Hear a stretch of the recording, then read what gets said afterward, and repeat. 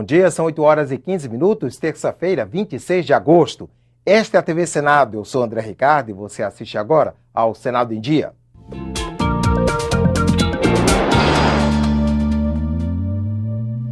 Este é o primeiro ano em que a lei da ficha limpa é aplicada em uma eleição geral.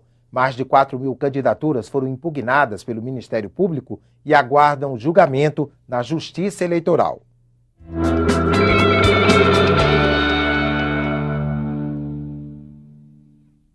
Mais de 26 mil brasileiros se inscreveram para concorrer às eleições deste ano, mas nem todos vão participar da disputa. O Ministério Público contestou 4.115 candidaturas, mais de 15% do total. Agora cabe à Justiça julgar os pedidos. O que temos aí é a aplicação com rigor de uma norma que teve uma iniciativa no sentido justamente de trazer para a política pessoas com compromissos adequados para aquela atividade. Esse ano tem uma novidade. É a primeira vez que a lei da ficha limpa vale nas eleições gerais.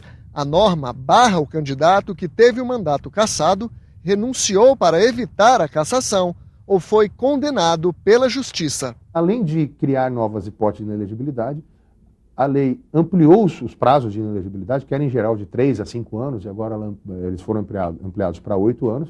E além disso, a lei passou a considerar inelegíveis os candidatos assim que eles têm uma condenação por improbidade ou por crime por um órgão colegiado da Justiça, ou seja, por um tribunal. Dos 4.115 candidatos contestados pelo Ministério Público, 497 caíram por causa da nova lei.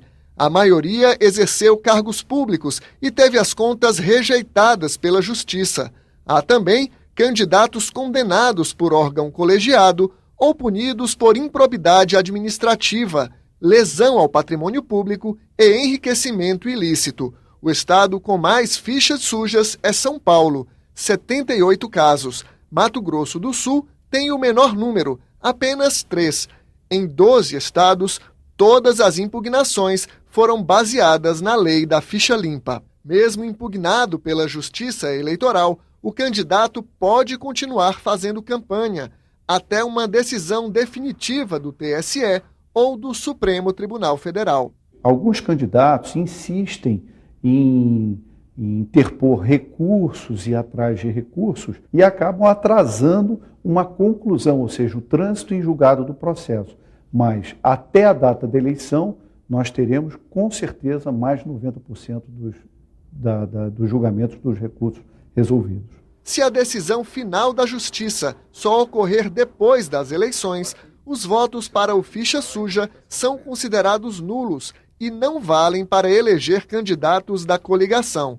O procurador lembra que, apesar da fiscalização do Ministério Público, o principal responsável por garantir uma eleição limpa é o cidadão. O grande filtro deveria ser o próprio eleitor, né? O eleitor deveria escolher entre os seus candidatos aqueles que tivessem uma vida pregressa condizente com o cargo que pretende assumir ou não. O presidente da Comissão de Desenvolvimento Regional e Turismo, o senador Antônio Carlos Valadares, fez um balanço das atividades do colegiado no primeiro semestre de 2014. No início do ano, a comissão conseguiu solucionar um impasse entre dois municípios sergipanos. Capela e Japaratuba disputavam a instalação de uma usina da Vale para a extração da carnalita. O minério é rico em potássio, que é muito utilizado na produção de fertilizantes agrícolas. O governo do estado vai preparar um documento, vai mandar para a Assembleia Legislativa, garantindo, assegurando aos dois municípios, Capela e Japaratuba, o que eles têm direito de arrecadação em termos de impostos, principalmente o ICMS. A CDR também cumpriu a agenda fora do Senado. Em Curitiba, os parlamentares fizeram a última vistoria das obras para a Copa do Mundo. Eles visitaram 11 das 12 capitais que sediaram os Jogos. Em Recife, defenderam o fortalecimento da Sudene, criada em 1959 para estimular o desenvolvimento regional. Essa ideia de ter uma Sudene fortalecida do ponto de vista do seu quadro dirigente, do seu quadro pessoal e, ao mesmo tempo, fortalecida do ponto de vista político, eu acho que precisa ser garantida por todos nós. Os senadores também participaram do lançamento do programa Município Brasil da TV Senado, que conta com o apoio da CDR. O Senado, como casa da federação, precisa ter uma relação muito próxima com os municípios e não apenas com os estados. Esse programa vai ampliar a consciência do cidadão por lutar por esses direitos. A comissão aprovou ainda 17 matérias, entre elas a proposta que prevê novas regras para a divisão do FPM, o Fundo de Participação dos Municípios. A ideia é garantir que as prefeituras possam planejar melhor as contas. Hoje, qualquer variação no número de habitantes de um ano para o outro já altera o valor a ser recebido pelo município. O texto aprovado estabelece um prazo de 10 anos para essa mudança na receita. Aqueles que ganharem não recebam isso de uma forma muito rápida, em detrimento e em prejuízo daqueles que já vão ter o sacrifício de perder, muitas vezes por uma pequena variação da população do seu município. A federalização da educação no país é o assunto da nossa entrevista de hoje.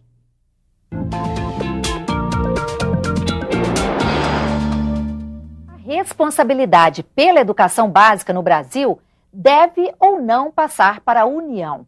Um projeto de decreto legislativo em tramitação no Senado sugere um plebiscito para que os eleitores possam responder a essa pergunta, ou seja, opinar sobre a federalização da educação básica, que é o ensino infantil, fundamental e médio. E quem conversa com a gente sobre esse assunto é o professor Luiz Síveres, coordenador do Programa de Pós-Graduação em Educação da Universidade Católica de Brasília. Bom dia, professor. Bom dia.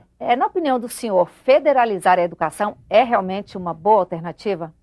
Então, partindo do preceito constitucional de que todos têm direito à educação e que o atendimento a esse direito é dever do Estado, da família, com a ajuda da sociedade, eu acho que a gente não pode delegar somente ao Estado a federalização ou a responsabilização pela educação. Então, nesse momento em que está se propondo um plebiscito para federalizar a educação, nós estamos praticamente delegando quase que exclusivamente ao Estado todo o ordenamento da educação no Brasil. A iniciativa proposta pelo senador Cristóvão Buarque, que é sempre um idealista, é um sonhador, alguém super preocupado com a educação, a gente reconhece o mérito dele manter o tema da educação em pauta, na discussão da sociedade.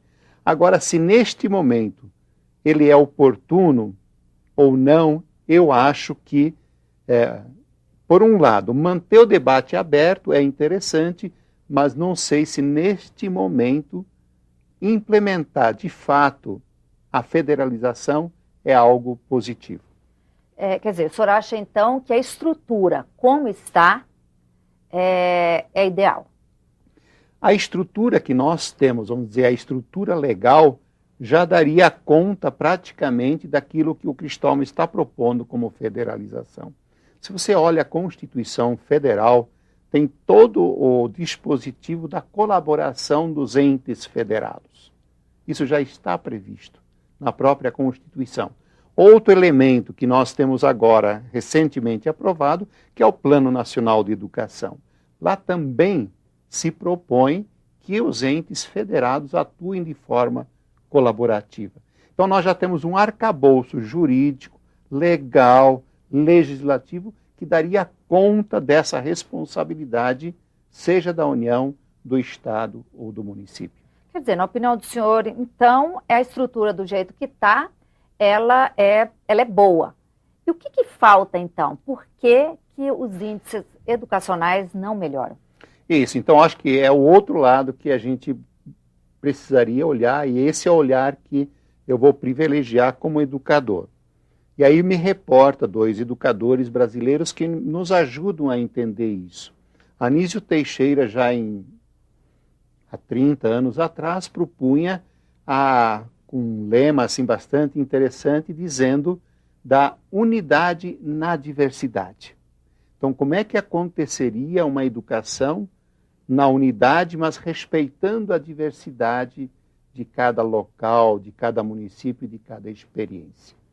Um segundo argumento de um outro teórico que nos ajudou muito na CONAI, que foi a Conferência Nacional de Educação, que veio subsidiar justamente o Plano Nacional de Educação, foi o Saviani.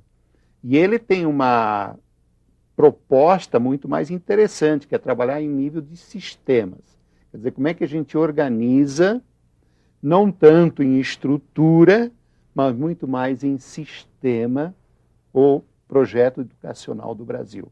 Então, qual que é o grande argumento? Então, a estrutura está posta, a legislação contempla isso, mas eu acho que a gente precisaria contemplar muito mais o outro lado mais acadêmico, pedagógico, educativo, que é esse que Anísio propunha de contemplar a unidade na diversidade e pensar o processo educacional nessa linha mais sistêmica e integrada. Então, nós temos dois momentos. Um mais estrutural, que é a proposta, né, do Cristóvão, mas, por outro lado, nós temos todo um movimento, uma dinâmica muito mais educativa, que estaria pautada, então, novamente repetindo, a unidade na diversidade e numa dimensão mais sistêmica. Quer dizer, o PNL já traz, né, essa aplicação de 10%, já prevê a aplicação de 10% do PIB em educação. Com relação a recursos, isso atenderia, na opinião do senhor? Eu acho que tem uma destinação de recursos já definida e nunca é demais ter mais recursos para a educação. Porque a gente sabe que as exigências são muitas e elas se ampliam a cada vez mais. Mas se a gente der conta daquilo que já está previsto no PNE, no Plano Nacional de Educação, a gente já daria um salto qualitativo muito grande. E aí eu acho que a gente começa a responder à questão qualitativa a qual você se reportou na questão anterior.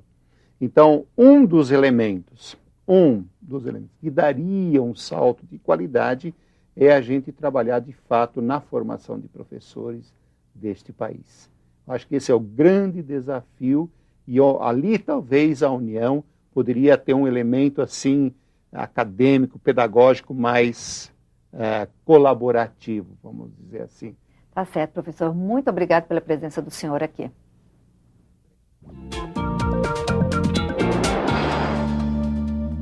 Ficamos por aqui. No decorrer do dia você acompanha outras informações nos boletins do Senado Agora. Enquanto isso, continue assistindo a nossa programação.